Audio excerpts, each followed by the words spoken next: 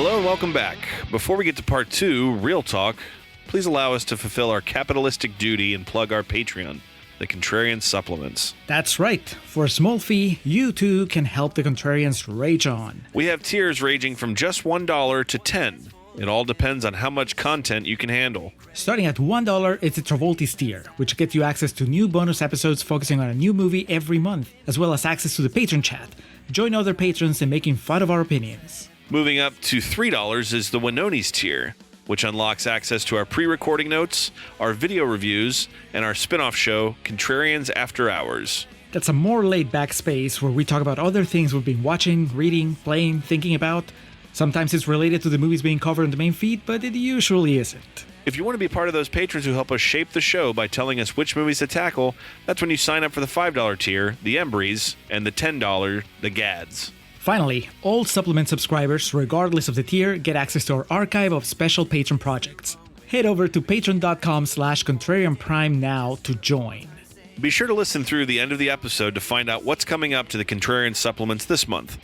Now, it's time for some Real Talk. So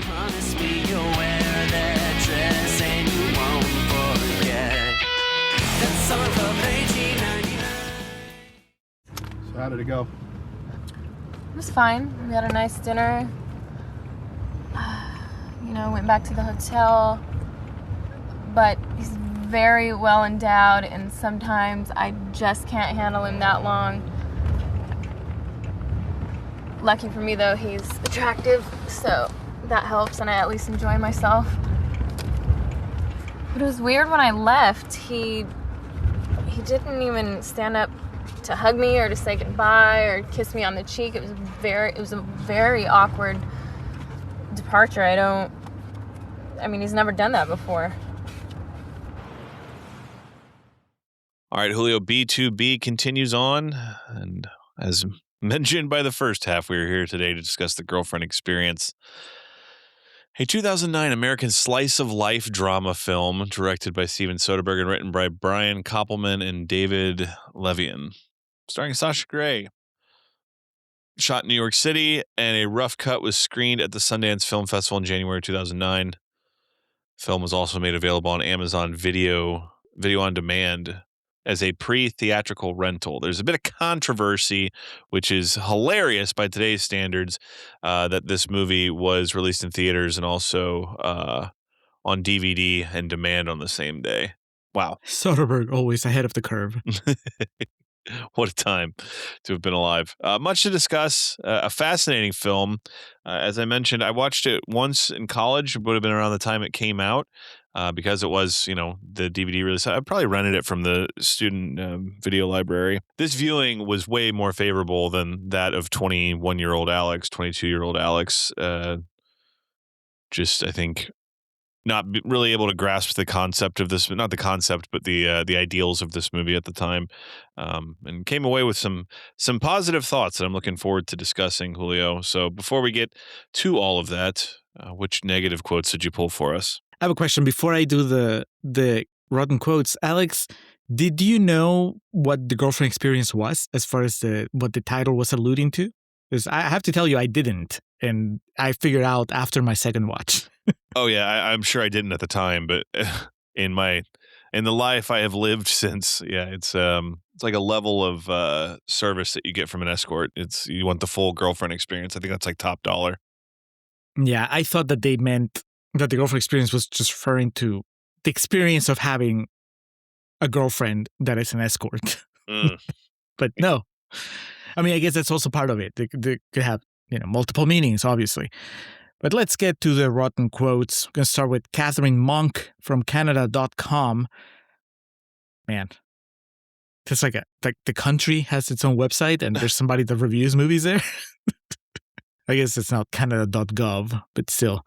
Catherine Monk says, "The woman is a total void. She can barely string more than 5 words together in a single sentence before lowering her eyelids to a suggestive half-mast." Okay. It's pretty catty. Catherine, I think you have a personal problem with Sasha Grey and her eyelids. But not to be outdone, Paul Burns from Sydney Morning Herald says, to be honest, Sasha Grey is a face in search of an expression, and the whole movie depends on her performance. Pretty harsh on Sasha Grey's performance, her acting abilities. You obviously, Alex, you said you knew what you were in for as far as you knew her previous work. Mm-hmm. So back in your college years, was that part of the reason why you were not taken by the movie, because she was obviously doing something very different? I imagine that to be part of it, but I think just overall that I was probably a bit too young to kind of understand the feelings, maybe. So, like, yeah, women are evil. No, I certainly didn't go into this expecting any type of like pornography. That was kind of the selling point. It was like, oh, Sasha Grey's in a real movie. But I remember just finding it. I was like, what was that when it was over? That's what I think made today's viewing so rewarding. Having different periods of my life where I watched this and took away almost polar opposite things. Well, in young Alex's defense, I think, like you just said, the movie was selling something that maybe was a little more titillating than what. You know what the tagline of the movie was? Yep, that was my lead into the next quote. Okay. Chase Whale from Gordon and the Whale says, the tagline sleazily states, see it with someone you fuck. When in fact, you should just fuck someone you fuck. This is one experience you'll want to miss out on. All right. Fair play to him. It is misleading, though. It is. It's Adventureland all over again. Ooh, good one. Soderbergh and Mottola having beers, laughing it up. Like, yep, we keep tricking them. They keep falling for it. We're going to close with Edward Porter from the Sunday Times, UK, who says, this may one day be an interesting time capsule, but it's a lackluster drama. I think that the first part of that sentence is spot on. And I don't know how intentional it was. I don't know if Steven Soderbergh said, I want to make a movie, but kind of as a side plot, I want that movie to be very keyed in on what is happening at this very specific time in American history. And then when some people watch it 10 years, 15 years from now, they're going to be like, that is 100% a movie from 2008. Made that timestamp. Yeah. You were just like shy of a character going, man, did you see The Dark Knight? Yeah, that's a Richard Linklater version of the Girlfriend Experience. Yeah. With whatever the fucking song of the year would have been that year. Yes. Apple bottom jeans or some shit. I don't know. Luke Davies for The Monthly called it disposable and pretentious. I thought that was really funny. I saw a lot of quotes that were really hard on Sasha Grey to the point where it started to feel targeted. Yes. Like, you went into the movie already expecting her to fail. You were not rooting for her to succeed. And I think that would color the way you experience it, because this is not, you like to say, this is not a Daniel Day-Lewis performance, because that's not what it's asked of the character. I think that a little bit like what I said in the Church Corner, I think that Soderbergh had a pretty good idea of how to match the real person with the character. And I think it works. But it's not going to work if you go into the movie thinking, oh, this is a porn star that wants to go legit. And so show me what you got. And then, the movie's not designed for her to have 5 Oscar clips throughout the movie. It's actually supposed to, I read it as she's doing exactly what the script is asking her to do, which is to be aloof and guarded and pretty much putting on a performance for most people, maybe even for everybody. So, yeah, targeted is a good way of putting it. All women, ultimately, are evil. They're the worst species. They're worse than fucking hyenas. Because they have all the power. I'm sensing a little frustration from They have all the fucking power, okay? And they know this. I was surprised you didn't cite Ebert's review. He gave it 4 stars. I didn't keep going. I stopped scrolling like halfway through the quotes, so I should have just done a search. But We'll circle back to Raj's review at the end of this just to see how we feel about it. Where to start with this? I think a good place to piggyback off of that is because I kind of want to get into the mindset that people had towards the idea of this. I found an article from The Guardian. Does it have a date? It's I don't see an exact date. Oh, here we go. October 16th of 2008. And I think the headline and some of the comments in this little piece here kind of further what you and I were just discussing. Soderbergh cast porn star as lead in The Girlfriend Experience. The subheadline is Sasha Grey delighted by Steven Soderbergh's offer to play a leading role in a character-driven film. Very sarcastic. There's a picture of Sasha Grey from what looks to be probably the AVNs or something. And it very sarcastically says under it, Sasha Grey, and then there's a very pregnant like spacing. And then says joins the ranks of Andy McDowell, Catherine Zeta-Jones, and Julia Roberts, like trying to, I guess make a joke out of it. Yeah. Kevin Smith recently cast porn stars Tracy Lords and Katie Morgan in his forthcoming film Zack and Miri Make a Porno. That's Tracy Lords. Okay. Yeah. I knew that the name was familiar. And no, I'm going to beat you right to it. We're not doing that movie, Julio. We have the Star War. We will always have the Star War, but that's as far as it goes with that. Now, Steven Soderbergh has gone one, in quotations, better. His new film, The Girlfriend Experience, will feature adult actor Sasha Grey in the lead role. Grey will play a high-class call girl in a low-budget feature, which looks like it might be one of the Oscar-winning filmmakers' frequent journeys into experimental territory.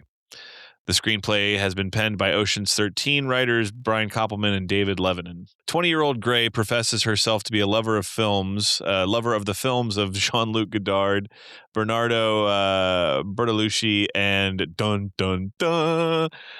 Catherine Brilliette. Oh, no.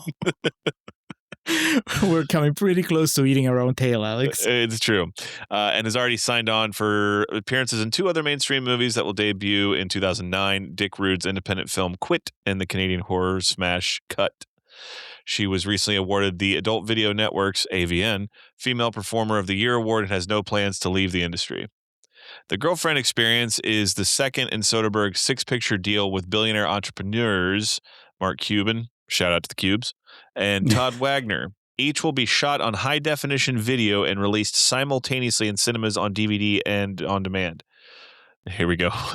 The release model has caused consternation in Hollywood when it was announced, with studio bosses decrying what they saw as an attempt to undermine the preeminence of cinemas in terms of release schedules.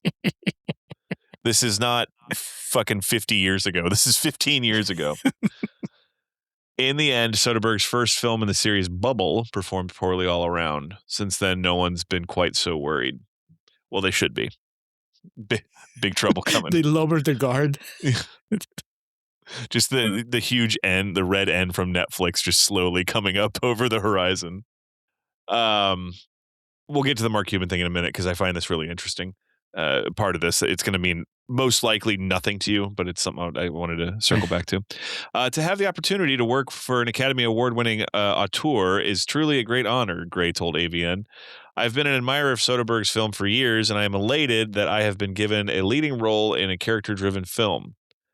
And they end the article with this, Julio. Rumors suggest George Clooney is in talks to play a hunky plumber who turns up to mend Grey's loo. This could not be confirmed at the time of publication. So you're telling me they were not taking it seriously? No. And we've come across that so far with this. I mean, a lot of the shit about Marilyn Chambers was centered around that. Raj had his great line about Rocco Siffredi. But, some of the other things we've done, 52 Pickup is that adds to the sleaze of the movie. Right. That's a complimentary thing. So the idea here was pretty interesting. And I remember that just kind of being the thing. Sasha Grey would have been, when I was like in college, the preeminent adult actress. And in the idea of the porn star, maybe like one of the last like real ones, like someone who was like in demand, like before the market, the internet like was just inescapable and flooded. Because I can't imagine now that there's 17-year-olds that are playing video games. I don't know who they would go to, but Sasha Grey was definitely for the young horny men I associated myself with. We certainly knew her name and may have seen her work around that point in time. But she, You know who they go to, Alex? These 17-year-olds. They go to Maria Conchita Alonso's niece. Oh yes, La Serena 6'9". Exactly. Yeah, All right, we have learned stuff. we have good call. She began in the adult industry right after she turned 18 and was the youngest person, the youngest woman to ever win Female Performer of the Year at 20 years old. And that was the year this movie was announced and she was cast in this. She would go on to film her last film in 2009 at 21. So the year this movie came out. It's here we go, because I'm trying to be really delicate in how I talk about this, because A.O. Scott of the New York Times described Grey's pornography career as distinguished both by the extremity of what she is willing to do and the unusual degree of intellectual seriousness about doing it. So this was during, her moment in the sun as an adult actress, and she would do some pretty intense things. Again, trans don't kink shame, so that's not about that life. But there was some some pretty intense stuff she would do on camera that I think may have inhibited her ability to go beyond this because, and I don't know this for a fact, but I think that could be part of it. I don't know if it's just because we see right there what the the idea of the reception was at the time, targeting this woman because of where she's coming from, jokes at her expense before you have even seen the movie. Whereas I think she's actually pretty good in this. I enjoy this movie and I think she's the best part. What did you make of her performance, Julio? Sometimes clients think they want the real you, but at the end of the day, they don't. They want what they want you to be. They want you to be something else. Well, they don't want you to be yourself. I'm a rare client that really wants to. If they wanted you to be yourself, they wouldn't be paying you. I pretty much meant everything I said in Contreras Corner, including the disappointment at the one scene that I don't think works. Mm-hmm. Felt like it deserved a little bit more. It's just like the perfect storm of bad choices, in my opinion. I can see how there's a pretty good chance that Soderbergh would tell me, no, man, that's the point. The point is that she's reverting to the persona, the aloof persona that she puts on for the clients, because that's just how she's decided she's going to break up with her boyfriend. He's no longer worthy of her emotions, so she's going to shut down. And the side effect of that is that suddenly she has really bad line delivery. And that's a problem, I think. You can rationalize it, but when I'm watching it as a member of the audience, I'm like, this just feels off. These two characters felt like they had a connection, and now it's just, even though I'm watching the solution, the destruction of that relationship, I feel like I should be more invested on both sides. It feels like a letdown when one of the parties is not invested in this argument. And then the decision of shooting it the way that he does, where you can't even see her. Again, I'm sure Soderbergh would tell me, no, man, that's the point. she's already checked out, so you don't need to see her. He's too good of a director for that to be just like a whoopsie. Yeah, and so I know it's intentional, but it doesn't change the fact that it doesn't work. And everything she'd been doing, I felt that worked. It works so well. And I've seen the movie twice now, Alex, and both times I was crestfallen when I got to that part, because it feels so fake. And I know the fakeness more than likely is part of the, it's the point. But still, the way that she just, I guess I wanted this central argument that spans forward and backward when it comes to the story. Like, I wanted it to be maybe more traditional in the way that it's depicted. I really wanted them to have it out. If you're going to have her be put on a performance for him and try to act like she doesn't care, then at least shoot it in a way that makes it more impactful. Because that really wide shot where we don't see her and the other dude is just like giving it all, it didn't work for me. And I think that unfortunately kind of kneecaps the momentum of that performance. Like I really had to slowly get back into it for the last bit of the movie. And so that's a shame. But if you take that out, I mean, or even with that in, the rest of the movie, I think she's really good. Yeah, you could accuse her of just playing, one note or two notes, but that's the point of the character, that she's just this person that has a facade and that's what people say, and she kind of adapts it depending on the client, or even not the client, but just the person that she's interacting with. But that's it. There's no need for anything else. We didn't talk about the voiceover though in Katrina's Corner, and I wanted to bring it up. I was gonna make fun of just it in general because I was like, who's she talking to? Yeah. Is she writing on her diary? Very Carrie Bradshaw. Yes, except that she flubs a couple lines, and I was like, was that? It's her writing. I really like that part because she says we had sex after we ate, and then she goes back and goes after we ate, meaning like she went back and put a comma. It's the same words, but she puts different emphasis on the sentence. Okay, yeah. That's cool. I like that. Yeah, but yeah, it's kind of we started at the beginning, and I thought that we start the movie with the voiceover, and so I thought that it was going to lead somewhere, but it doesn't. It just, I guess she was just journaling, and then it's over. It never really comes into play. Yeah, that doesn't pay off as much as you hope it would, because it's not really explained if it's her journal or if she's writing to help, for more of that article she's working on with that journalist or whatnot. So yeah, that definitely could have been fleshed out a bit more.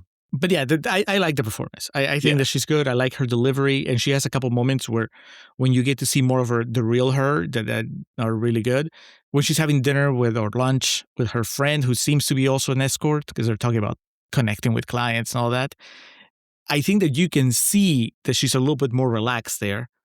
Yeah. And I mean, that's fucking acting. Yeah. And she has the quality that I call out a lot. People don't look like Sasha Grey. She definitely has a unique look and a unique presence that I think this is a starting point really could have, made something. She had this. In the next year, she had that stretch on Entourage where she played herself.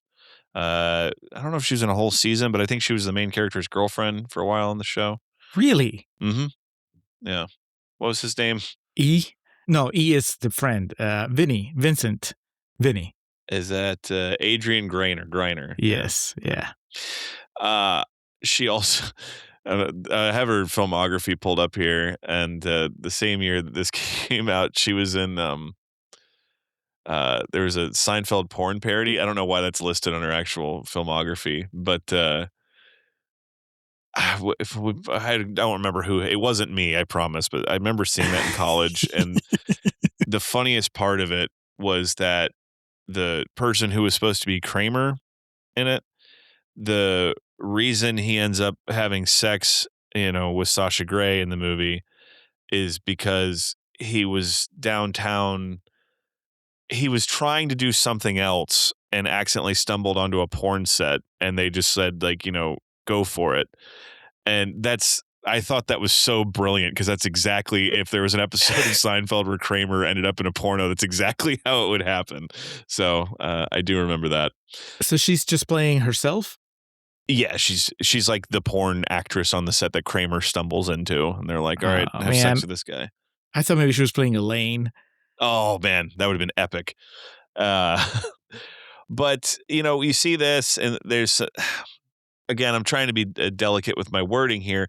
Like I said, some of the stuff she did on camera was pretty extreme, and another thing that I was not aware of until doing my research, and it kind of could explain a little bit as to why studios were like, nope, not really gonna take a chance. She did film some, I guess by modern takes you call it, content that involved some pretty intense language, racially speaking, and it was like interracial pornography with I guess an extreme edge. I don't know really what that goes beyond my level. I don't know what that shit's called, but that goes beyond the Alex experience. Yeah, thank you. So with the internet being what it is and that being as, accessible as it is, I can see that being beyond the pale of just having sex on camera and then being like, we can't do this. I think this is an interesting attempt here, this movie. I enjoy it for the most part, and I think her performance is good. It's one of the things, though, that you watch this, and it's, Julio, this would definitely be the best performance we've seen out of one of our subject du jours, wouldn't you say? Yes. Yeah. I mean, obviously, it's also, I think, a better movie than, like, take Rabbit, because I think Rabbit is the best comparison, because there you also had the porn star was the leading lady. But that movie, I don't think it does her or anybody else any favors. I think that Soderbergh is doing some really interesting stuff in The Girlfriend Experience. So it complements the performance from Sasha Grey is just, it just works within what he's doing. So I think they both benefit. At least in my opinion, and I guess the opinion of the Fresh Tomatoes, as we're talking, I just kept going through the quotes here because I was like, did I just miss Ebert's? And I'll glance at the rotten ones, and it's a lot of people, like I said, they just can't stop themselves from just saying, well, it sucks, but what did you expect from a porn actress? Sex! That's kind of my curiosity with the way things have kind of changed. Societally speaking, it seems like the idea of trying something like this now would not be met with the same level of guffaw. And I think that's for several reasons. The biggest one is the way critics work now. The film critics, that term is a lot more loosey-goosey, and the spectrum that they want to appeal to is a lot broader. People do not like malicious critics or like biting critics anymore. You know what I mean? And so the idea, I think, with the idea of something like this, I believe today would be probably welcome a bit more with open arms than it was in 2009. That's not to say that if this movie came out today that Sasha Grey was going to go on to be fucking Lupita Nyong'o or anything like that. But it's, I think it's an interesting thing to consider, just because of, if there was like a just complete onslaught of negative and dismissive reviews for something like this today, almost by default, people would rally around it. You know what I mean? Yeah, I think that's critics that would be harsh on this movie just because it's a project starring an adult actress, they would be deemed anti-woke and therefore no longer cool. That's fine. I mean, that is, it's a different perspective that we have now. And I think it's a good one overall. Yeah. I think people would be more likely to separate her previous career from just this particular effort. Not everybody. And of course, we all have our biases and our triggers and whatever, So that's not to say that it's wrong, that you're wrong if you just can't look past the fact that it's a porn star in your artsy Hollywood movie. But if you can look past that and just appreciate the performance, I think that you get to a more truthful review, if you're a reviewer. Yeah. I think, and again, it's not to say this movie would have made $100 million or anything like that, but it's, I think it's just something interesting to ponder, that this isn't that long ago, but the reception to it today, I think, would be a little more open-minded and welcoming. But it happened when it happened. It happened with who it happened with, and what we're left with is a pretty little interesting, I'm not going to call it a blip, but an interesting layover in the career of Steven Soderbergh, and maybe a little bit of what could have been with Sasha Grey to close out with her. In 2023, she was inducted into the AVN Hall of Fame. I think we've just been dealing with Hall of Famers since the jump here, Julio, but she now... Nothing but the best at the Contrarians. This is true. She stayed busy, modeling work. I believe she's had some literary work as well. I think she wrote a cookbook, if I understood correctly. Really?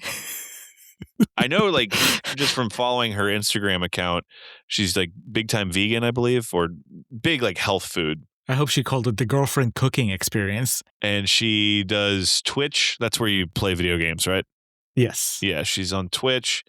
And most recently, she shared in my life experience of seeing Oasis on the Live 25 tour. I know she's a huge Oasis fan, so I respect that deeply.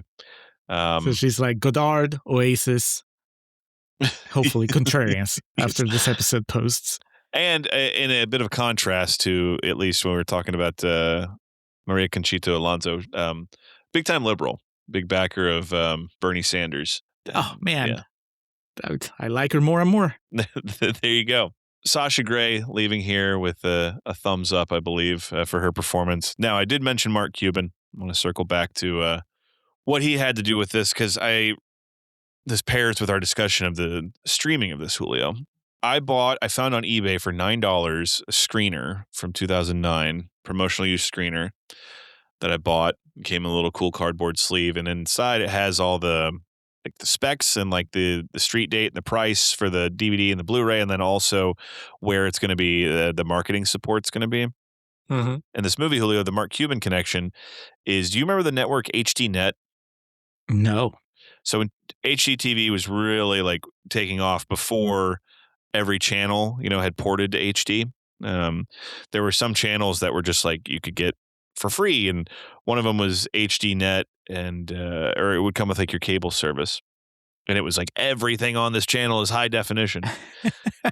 And so HDNet was like a slew of there's a ton of MMA that they had. Okay, that's how I was like, I think we've talked about this. Yeah, it has to have come up during an MMA conversation. There was this show called Inside MMA that Boss Rutan was one of the co-hosts of, the incomparable Boss Rutan. They would do live events on there, no UFC stuff, but there was other events. There was Ring of Honor Wrestling was on HDNet. It was like it was absorbing it was not starved for content, but it kind of took what it could get. Like I remember Ring of Honor was like a huge deal, but it would come on at like fucking 11 p.m. on Friday night. They would do just bricks of movie trailers. I remember going to my friend Brody's place because he had a cable box with HDNet, and we would just watch fucking half hour of trailers of what was coming out. And then it would also have exclusive movies. There was HDNet movies as well. So I guess this movie, when it said it premiered on television and on demand, this was one of the services it went through. But that's where Mark Cuban's investment comes in. And now I guess the equivalent of like an HDNet, Jesus, would be like Tubi. Like where these like just random things are housed. Because Tubi now has original content. Did you know that? Right. Yeah. So Mark Cuban, as in most aspects of his life, was ahead of the curve on that. Now, one thing I did not know that the DVD and Blu-ray include is a full commentary track with Soderbergh and Sasha Grey. So if I ever do come across the opportunity to pick one of those up for a relatively decent price, I will. Because as I was explaining, what would that be? What's the ceiling? What's the most that you're willing to spend for a proper DVD? Here's the kicker. Blu-ray.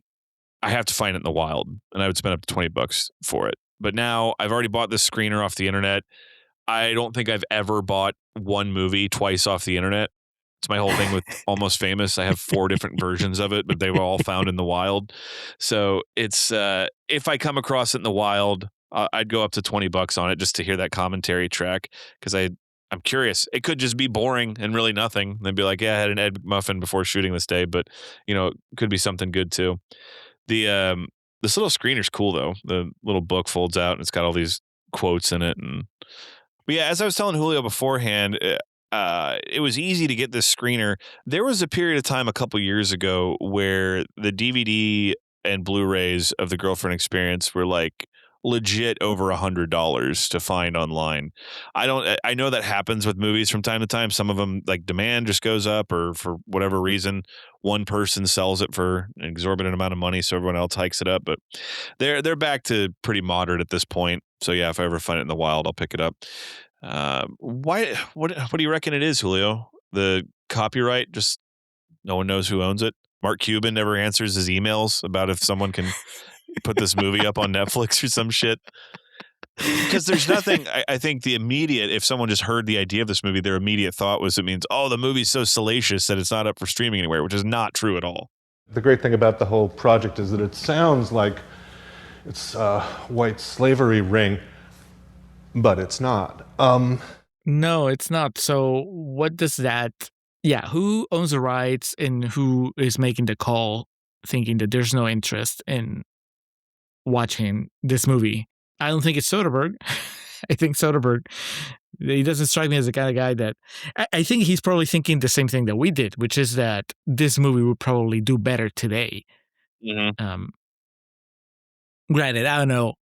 Obviously, Sasha Grey's popularity is not what it was back when this movie was released, but still, Soderbergh's might be. I think the film buffs would just be all over this movie if they haven't seen it before, and older people, people our age, I guess, would be like, "Oh, Sasha Grey, sure, let's check it out."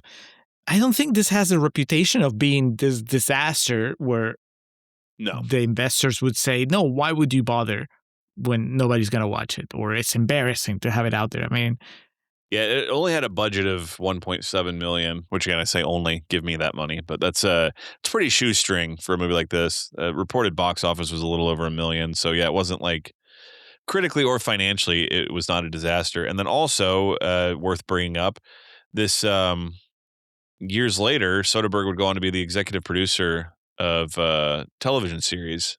I saw that one's easier to stream.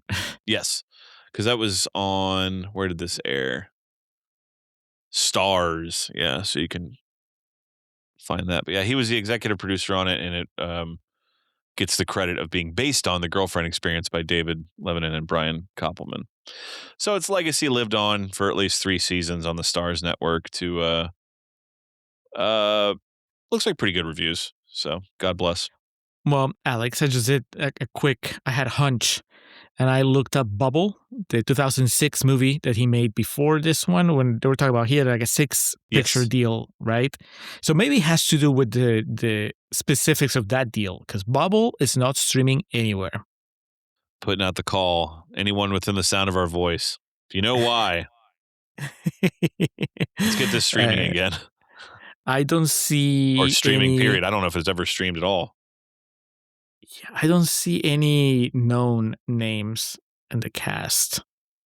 So I'm thinking maybe his deal or part of the deal was like, these are just super low budget. We're going to use a lot of unknown actors or non-actors. And who the hell knows what the contract says about streaming rights or distribution rights. Yeah, it could have been like lifetime rights were signed to HDNet movies, Oh man. And that's not even around anymore. So now they're done. I don't know, Come man. on, Soderbergh has clout. There is no way that he can't, buy shit back. Like there was, I think last year, it was kind of a big deal because Kevin Smith was finally able to get Dogma back. Because it was he was trapped by the Weinstein Company, and now he finally got it back. And if Kevin Smith can get Dogma back, I'm sure that Steven Soderbergh can get The Girlfriend Experience back. You imagine it just like gets put on, I don't know, Netflix or something. It gets like this underground swell of like, you guys know this movie exists? It's pretty good. But there's no like big press release or anything. One day you're just watching Hulu and like the movie you're watching ends, and then the recommendation is like The Girlfriend Experience. There was this documentary the WWE made years ago about a super fan named Vladimir. Vladimir's the fucking man, and it just kind of went on ice. Like they made a trailer for it, and the guy who made it got released from the company, and then he like said publicly he had finished the documentary, and it was just sitting there. And he could surmise why it wasn't released, but he wasn't sure. And then I remember, like, I don't have a direct line to Vince McMahon, but there's some people who I can reach out to and be like, hey, have you heard anything about this? And everyone was just not sure of what had happened to it. And I think it was like a year, maybe it was probably over a year that it was supposed to come out and never did. And then it's like 1 a.m. and I'm getting ready to go to bed, and just like my phone blows up and they're like, dude, they just dropped the Vladimir doc on Peacock, like with no fanfare. I like fucking Michael Myers style just sat up straight in my bed, and I was like what? And then I went and I was tired as fuck at work the next day, but it was worth it because I had to watch it right then and there. But yes, I'm imagining a scenario in which you and I are. It's 12:30 on a Wednesday night, and we're just browsing fucking one of the copious amounts of streaming services to find something to fall asleep to, and the girlfriend experience is just like on the main splash. Recently added. No, it's even worse. You see it, and it's like leaving soon. God, that's why you and me need to do the fucking copy for those things, because we would say like, don't miss the experience. So we talked about Sasha Grey, Julio. We talked about Steven Soderbergh and his obviously just kind of, it's almost, unless there's some huge story that I'm not familiar with, I imagine a movie like this would be kind of fun to make from, the perspective of being Steven Soderbergh, because you're pretty much just kind of free to do whatever you want, given the small budget and like where the financing's coming from is from a place that just will kind of take what they can get. And I mean, you can tell there's several shots and scenes in this where he's just kind of like, well, let's see what happens. But I think the flow of it works. I didn't find myself annoyed by the timeline jumping. I guess that was going to be my next question to you, because some of the reviews I read, the ones that did label it pretentious or, kind of up its own ass, a lot of it came from the dislike of the timeline skipping around. Did you actually have a problem with that? I did not. I mean, as soon as I figured out what he was doing, I'm like, oh, this is gonna be fun to make fun of in the Contrarian's Corner. But it was, look, it works. I think it works. It's not the most clear timeline, but it doesn't need to be, because this is not a super complex story. There's basically, I mean, if you want to, which I did the second time around I watched it, I'm like, okay, I really want to pay attention to see how it all fits together. But the whole point of the movie is just capturing I think, the mood of these characters, perhaps even the mood of the country at that time. And so just the chaotic, like jumping back and forth, I think it works. It didn't bother me. And I think that if I was supposed to, at some point, if I had felt like I had been left behind by the movie, then it would bother me. I'd be like, motherfucker, just tell it to me straight. Stop shaking the camera and cutting back and forth and whatever. But I never felt that way. I was just like, the emotional through line was always there for me, like, oh, she is having this conflict, she's having this problem, she is not happy in her relationship, she knows there's a guy that she likes, and whenever it jumped forward and backwards, it would give me more details, but it never confused me in a way of, I was never unsure of why she was falling for someone else or why she was unhappy. I think that he does it well. Is it necessary? I don't know. I think that you can tell the story just as effectively without all the razzle dazzle, but it didn't bother me. How about you? I mean, would you feel better about this? Do you think it would be a lot more fun if it was just a little clearer in its storytelling? 700 fucking billion dollars is what is we're gonna be paying for all of this shit for a long fucking time. Us, not him. Us. Guys. No, I think that this movie, for what it wants to be, it provides a kind of an interesting little tilt. But I enjoy this largely. If I didn't, I would probably be like, go fuck yourself. And who do you think you are? Yeah, exactly. So, it doesn't bother me. What about like the inconsequential characters and dialogue and shit? The one thing I can say is if this movie like went over 130 and creeped into 2-hour territory, I would probably have a much different outlook than I do. But for, what it is, charming is definitely the wrong word, but I find, I guess it a little bit admirable. Just the approach, and because it never really strays away from what it's trying to execute. But as far as the dialogue goes and the just kind of, Rolodex of meaningless characters, what do you take from that? I like it. I think that it just highlights, like, they're meaningless, but I keep saying that's the point, but I think that they have to be meaningless in order for us to get in the headspace of what it's like to be her, what it's like to have that job, and especially because when you think of an escort, you're thinking, oh, there is just, she goes in and she has sex. And in the movie, we don't really see that part of the date. Mhm. Instead, what we see is just like the really boring conversations, or even worse, the really depressing ones. Yeah. And so that definitely does a really good job of painting what her life is like. And yes, she's making a lot of money, but it's also not intellectually stimulating. And then it also paints the picture of, what the country's like at the time, which might be my favorite aspect of the movie. Now that we're in real talk, I mean, I can say that I really enjoyed how America in 2008 it is. Yeah. Without feeling like a gimmick. I mean, it just felt like, it was over a text, but you kind of made a joke that made me think, yes, this in a way could be Soderbergh kind of working out his anxiety in 2008 by showing us a bunch of people that are having their own breakdowns, even though they're most of them are really wealthy. They're obviously seeing something in the horizon that looks like might be bad news. And Yeah, there's got to be like an in between of this and like Watchmen, where an impending election, is filling people with dread and impacting how society's going to evolve. It's just worth calling out because of how unfortunately relevant it is. The last character she meets with tells her that she needs to vote for McCain so that Israel remains undisturbed, and it's just, yeah, what's the worst that could happen? right? But that's also something. I mean, it's a shame that right now this movie is not widely available, because I think that it's an enhanced experience now.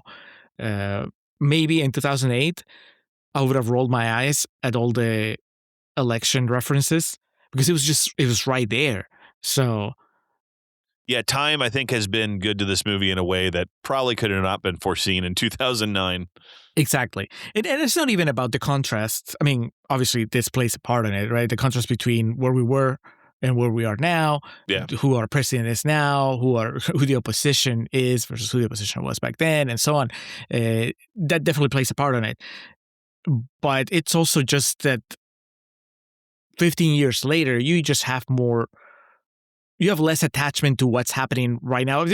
Anything that you make that's dealing with something that's happening right now, it's always going to risk feeling too on the nose. Mm-hmm. And so him putting McCain and Obama in the background in this movie in 2008 probably felt a little bit pandering. Like, okay, you're being a little too cute with current events. That's not a problem in 2026. In 2026, I'm like, yeah, that's history. Yeah. That happened, So it actually adds legitimacy to the story, to the movie. It makes it better. And I really liked it. I mean, just that it's also relatable, I guess. They're having their own paranoia about what's going to happen and what the options are. They're talking about how things are not going to get better and you can't trust the government. And that's kind of where a lot of people are today. And just kind of, it's a universal theme. And the best way of looking at it is that, well, it's a cycle and, you have your ups and your downs and this too shall pass and all that. Yeah. The not optimistic way of looking at it is that we keep making the same mistakes and we make them worse every time. But whatever the case, I really enjoyed how real it felt and how, it wasn't just fluff, because it could be just fluff. If you just, Steven Soderbergh just wanted to have fun with the high definition cameras and just tell this really lightweight story about an escort that's having trouble in her relationship. But then he just put in like the extra sheen of like, and also America is going through some shit. Yeah. And suddenly it just feels like it has more weight. I mean, when she hugs that guy at the end, I feel like it, in some way, it's kind of a powerful statement. After everything we've seen her go through and everything we know that the country's going through and whatever, like, this is a moment of solace for at least one of them, maybe both of them, because this guy seems to be, at least from what little we see of him, it seems to be kind of decent compared to most of the characters we've seen in the movie.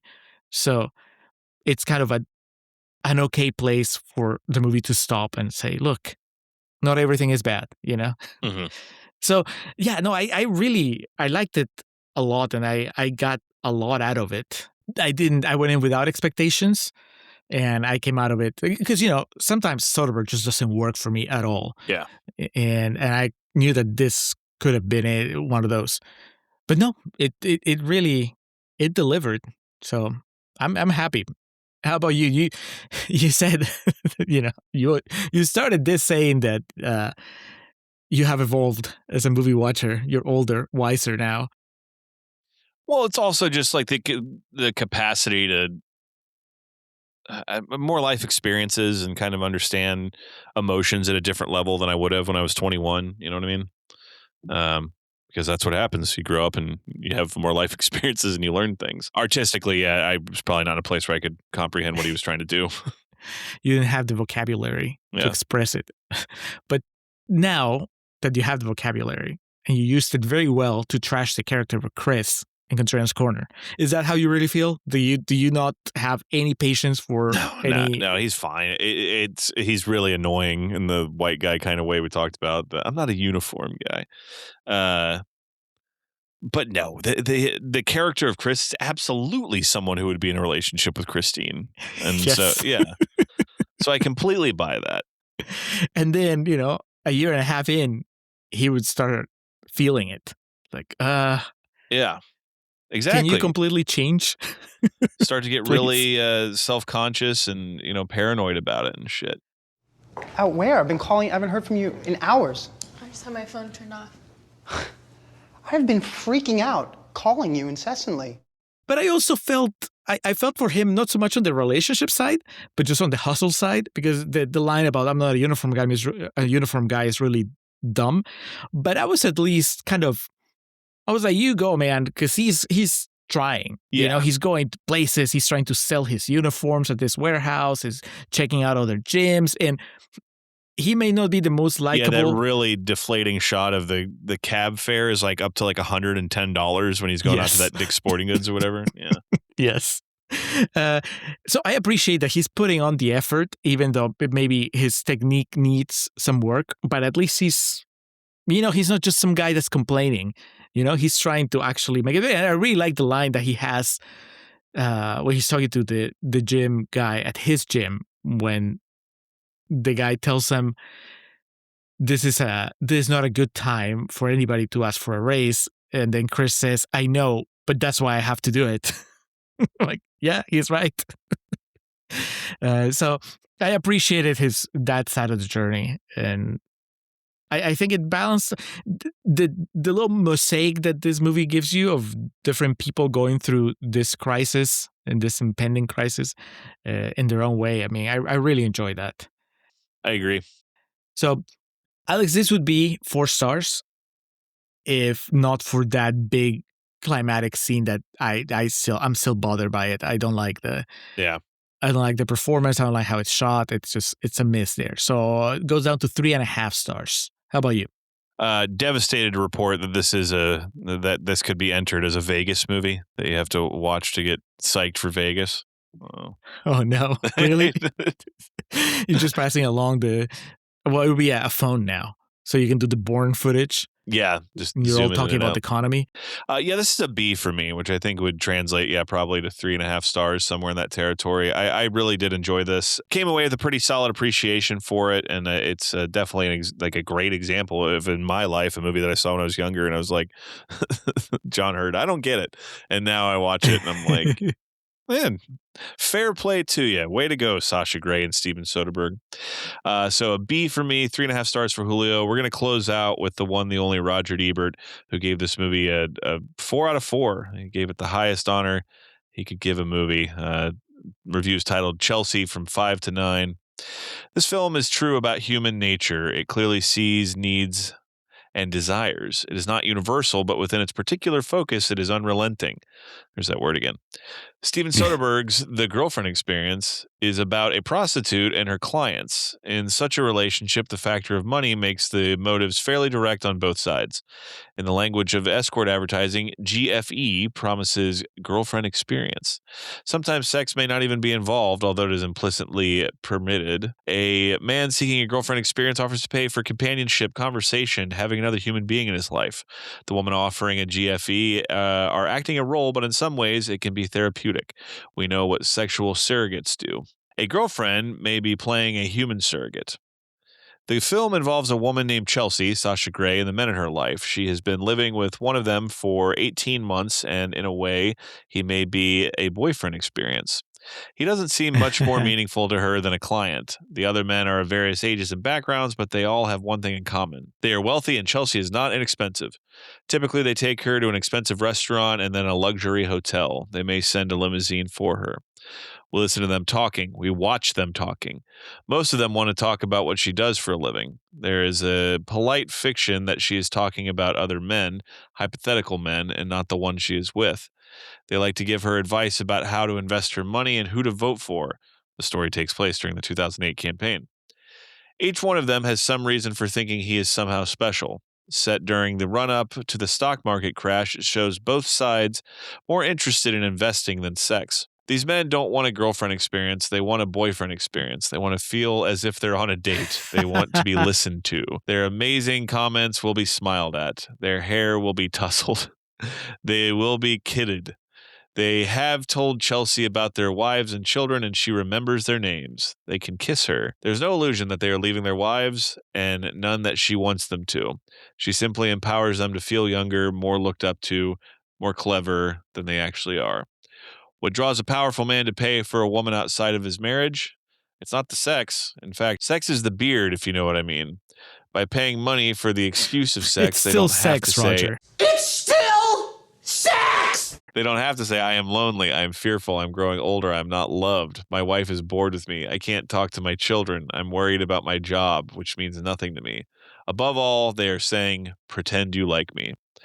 The film was written by Brian Koppelman and David Levinan, believe it or not, the same two who wrote the screenplay for Soderbergh's Ocean's 13. I imagine the three of them sitting around on the ocean set and asking, what could we be doing instead of this? Chelsea is played by Sasha Grey. She is 21. Since 2006, according to IMDb, she has made 161 porn films, of which only the first title can be quoted here, Sasha Grey's Super Slut. No, here's another, which makes me smile. My first porn, number 7. I haven't seen any of them, but now I would like to see one, watching very carefully to see if she suggests more than one level. Grey wasn't hired because of her willingness to have sex on screen. There is no explicit sex in this movie, only fleeting nudity. I suspect Soderbergh cast her because of her mercenary approach to sex and her acting talent, which may not be ready for Steppenwolf, but is right for this film. She owns her own agency and website, manages other actresses, has a disconnect between herself and what she does for a living. So does Chelsea. The film is intent on her face. It often looks over the shoulder of her clients. She projects precise amounts of interest and curiosity, but conceals real feelings. It is a transaction, and she is holding up her end. Notice the very small nods and shakes of her head. Observe her word choices as she sidesteps questions without refusing to answer them. When her roommate/boyfriend insists on knowing the name of one of her clients, she is adroit in her reply. Once she allows her masks to slip, a surprising moment when she reveals what she may feel. Grey perfectly conveys both her hope and her disappointment, keeping both within boundaries. You wonder how a person could look another in the eye and conceal everything about themselves. But the financial traders who are her clients do it every day. Their business is not money, but making their clients feel better about themselves. Man, he's spot on. Every now and then, Roger nails it. Yeah, I thought that was really good. Had a couple laughs in it too. So I thought a fitting way to send us out, Julio. All right. He gave it 4 stars, right? As we said. So that's like his top grade. Yeah. All right. Soderbergh, you did good. Sasha Grey, you did even better, I think, considering that you had a lot more against you. I found some more details about this 6-picture deal Alex said. Those will be shared on our post-credits video because we're ready. We're at a good stopping point here. All right.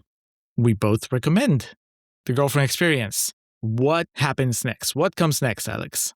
Well, Julio, what comes next is, of course, Paul Thomas Anderson, as we are going back to 2014 to a long-awaited entry on the podcast, Julio, that movie I have never seen, you do not like.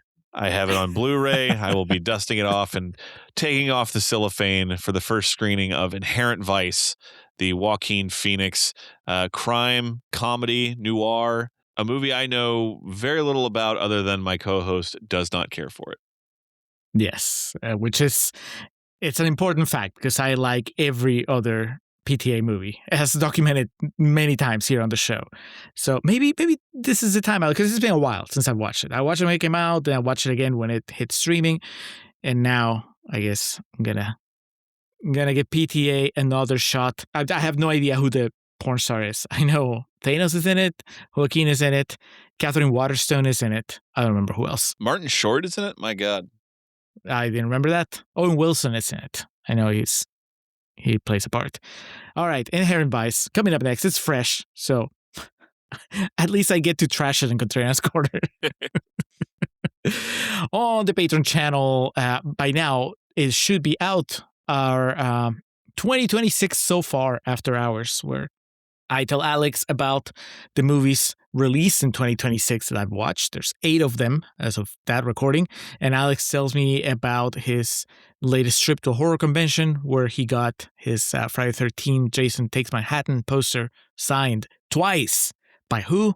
You need to listen to the After Hours to find out. But it's a great story.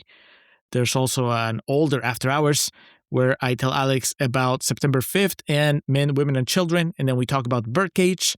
There is video review of JCVD by yours truly. There's a discussion on the Japanese musical Memories of Matsuko.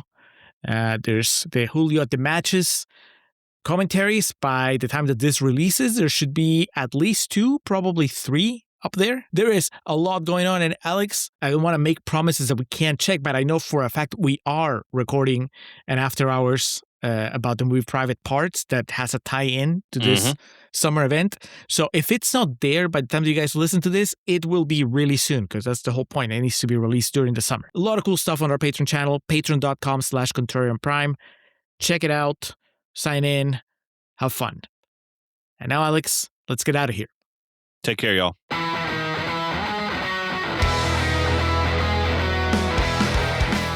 Welcome to our end credits. Or, as we usually call them, our perennial plugs. We start off by giving thanks to the Festive Years, who provide our opening and closing tracks.